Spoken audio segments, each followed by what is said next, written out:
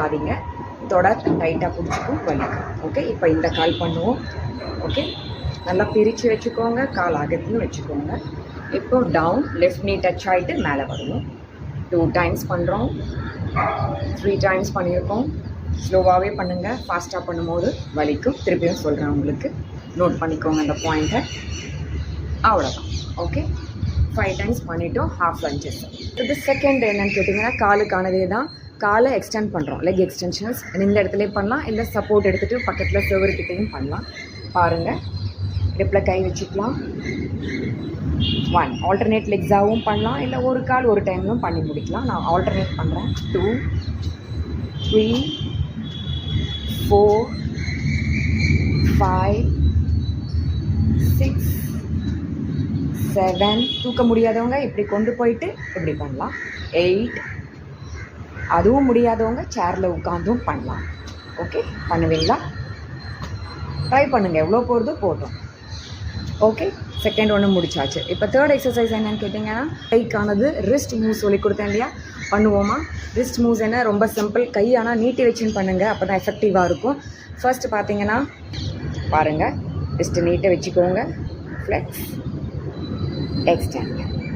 இது ஒரு 5 டைம்ஸ் பண்ணலாம். நிதானமாக பண்ணுங்கள், ஹெல்ப்போட கூட பண்ணலாம். அதாவது இந்த கையை அடுத்த கைக்கு சப்போர்ட் கொடுக்கலாம். லைக் இது போகலைன்னா இப்படி ப்ரெஸ் பண்ணிவிட்டு மேலே கொண்டு வாங்க, இப்படி ப்ரெஸ் பண்ணிவிட்டு மேலே கொண்டு வரலாம். இதையும் மேலே போகலைன்னா தம்போடு சேர்த்து ப்ரெஸ் பண்ணுங்க. அதே மாதிரி தான் இந்த கைக்கும் தம்போடு சேர்த்து ப்ரெஸ் பண்ணுங்க. ஓகே, 5 டைம்ஸ் முடிச்சிருக்கோம்னு நினைக்கிறேன். அடுத்தது பார்த்திங்கன்னா ரிஸ்ட் டில்ட்ஸ். ஓகே, கையை நேராக வச்சுக்கோங்க, இப்படி சாய்க்கலாம், இப்படி பண்ணலாம். எவ்வளோ தூரம் இந்த ஆங்கிள் ரைட்டில் போயிட்டு லெஃப்ட்டில் போயிட்டு வர முடியுமோ பண்ணுங்கள். ஓகே, ஒரு 5 டைம்ஸ். இது ரொம்ப சிம்பிள் தான், இன்னும் அதிகமாக நிறைய தடவை பண்ணலான்னு பண்ணலாம். ஓகே, இதுதான் ரிஸ்ட் டில்ட்ஸ். ரிஸ்ட் ஃப்ளெக்சிபிலிட்டிக்கு ரொம்ப யூஸ்ஃபுல்லாக இருக்கும், ஜாயிண்ட்டோட மொபிலிட்டிக்கு ரொம்ப யூஸ்ஃபுல்லாக இருக்கும். ஓகே, அடுத்தது என்னென்னு பார்த்தீங்கன்னா சுப்பைனேஷன் ப்ரோனேஷன் சொல்கிறது. அதாவது பாமை உள்ளங்கையை நேராக வச்சுட்டு கவுக்கணும். நேராக வைக்கிறோம், கவுக்குறோம். இது 3ம் பண்ணும்போது நடுவில் கையை இறக்காதீங்க. கீழே டவுன் பண்ணாமல் ஷோல்டர் லெவலில் வச்சுட்டே பண்ணுங்கள்.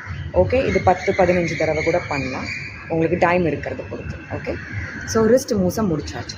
லாஸ்ட்டு 4th மூவ் என்னென்னு கேட்டிங்கன்னா, கழுத்துக்கானது பண்ண ஆரம்பிக்கலாமா? ஃபஸ்ட் சின் டக்ஸ். அதாவது இந்த சின் வந்து செஸ்ட்டில் படுறதுக்கு எவ்வளோ தூரம் போக முடியுமோ போகலாம். எஸ், இப்படி சின்ன டக் பண்ணிவிட்டு மேலே எக்ஸ்டெண்ட் பண்ணுங்கள். நெக்ஸ்ட்டு 4 டைம்ஸ் ஆயிருக்கா? எஸ். அடுத்தது என்னென்னு கேட்டிங்கன்னா ஹெட் டில்ஸ். நேராக